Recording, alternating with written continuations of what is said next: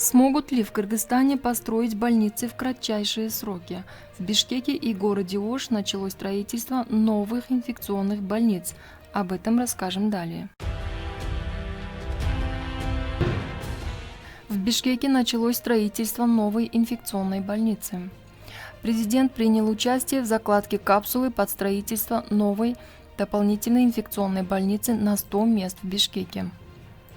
Сейчас даются прогнозы о возможной второй волне пандемии, поэтому мы должны быть готовы к осени и зиме. Работы в этом направлении уже ведутся, заявил Сооронбай Жээнбеков.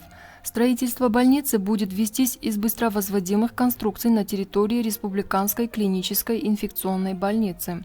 На объекте начаты подготовительные работы. Строительство планируется завершить в кратчайшие сроки. Возведение аналогичной клиники планируется и в Оше. Там, в закладке капсулы под строительство здания новой инфекционной больницы, принял участие премьер-министр Кубатбек Боронов.